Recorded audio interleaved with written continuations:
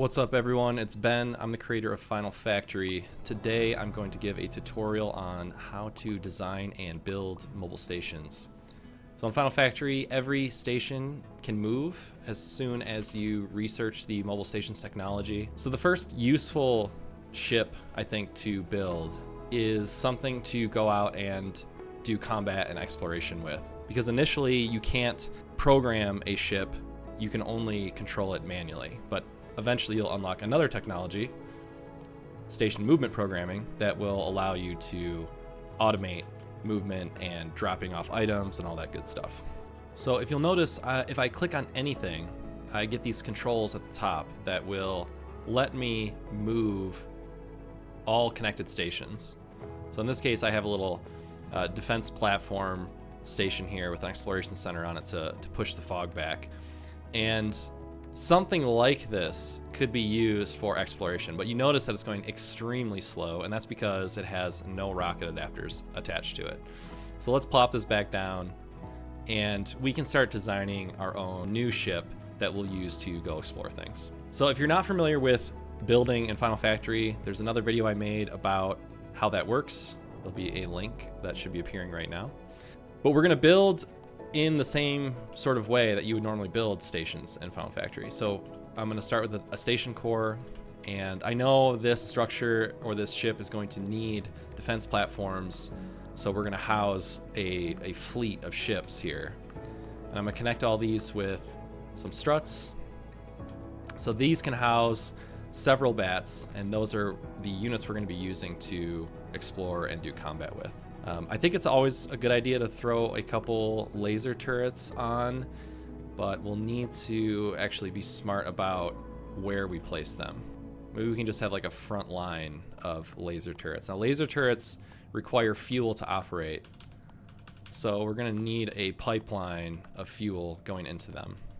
I'm going to attach some cargo holds here. We'll use this as our fuel reserves, and we're going to need a rocket adapter. Okay, so we're going to stick a rocket adapter on the back of the ship here, and we'll have another connector that's outputting items to it that it can consume for fuel. Now we have no power yet, so let's power this thing. Let's see, what's a good spot? I think it's going to be a little bit asymmetrical, but that's okay. We also need some heat reduction. I got some heat radiators from exploring earlier, so I'm gonna plop that on. That's going to dissipate the heat from the rocket adapter and the lasers. So we also need to decide what kind of fuel we need. We're gonna load up this large cargo hold with some fuel, and it's gonna distribute it through the ship. In Final Factory, any item in the game can be used as fuel. If you look at the tooltips, there will be a total mass figure associated with every item. The more massive an item is, the longer the fuel time it will provide. And it's slightly more efficient the more massive something is, up to a point. I've loaded my inventory up with these metal matrix composites. They have a pretty solid mass at 264 kilograms, so I'm gonna dump that in here. We need to set our filters so that it will be distributed to all of the items that need it. All right, before embarking with this, we probably also want some armor. Armor is going to protect your ship from enemy fire.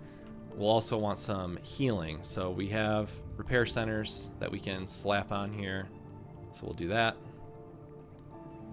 Luckily, they're only one tile large, so you can sort of place them anywhere, and they'll give a small amount of healing for some power.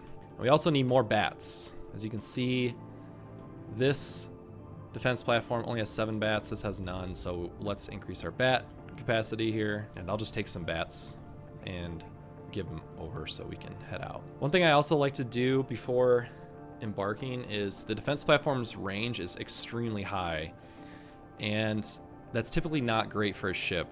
We want to be able to more finely tune control when your ships are going to be attacking so they don't fly off into the distance. It's really nice for defending your base, but not so nice for using it as an attack. In fact, I'll just copy over the range. So now these both have similar range. The inner blue circle is the notification range, so these two defense platforms will notify each other to attack together, and the red range is how far they will be able to see enemies. Okay, so the last thing we want to do is actually put some armor on this thing.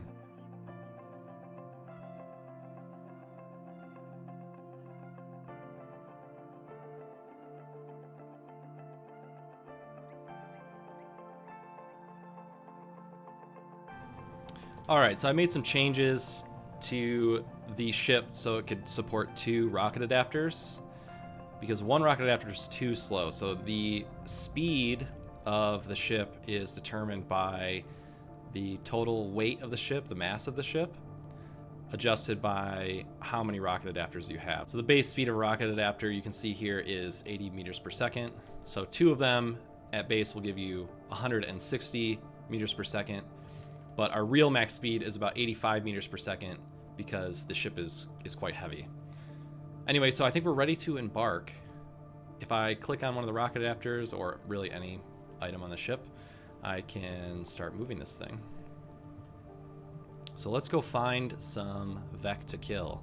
One thing I like to do is just ride the structure while I'm moving it around and go into map view, and you can zoom in on map view and control the ship from the map, and it's a little bit easier in my opinion. So we're just gonna head up and find some aliens to kill. All right, so I did find an alien outpost here protecting this ancient portal, so let's just go in and mess these guys up. This is a relatively small outpost of aliens, so we should make pretty quick work of them. All right, so we've taken care of the aliens here, and now we can activate this portal and use it to get back home if we wanted to. So of course you don't have to ride this thing. I'm riding it right now, but if you want to just set it out into the void, you're free to do that. So I just pick a spot over here. It's gonna go.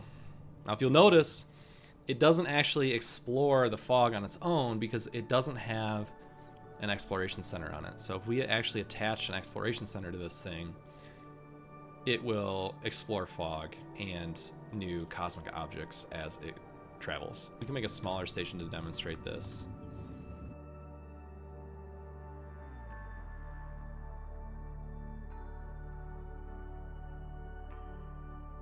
All right, so now we have an exploration vessel that we can send out, and we don't have to ride in it to explore the fog. It was before we were riding in it, so the player can always explore fog.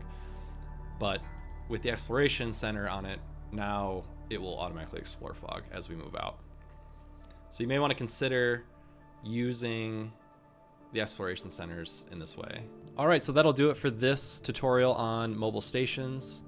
In the next part, I will go over how to actually program these ships so that you can set up cargo logistics routes or patrol routes. So until then, I'll see you guys next time.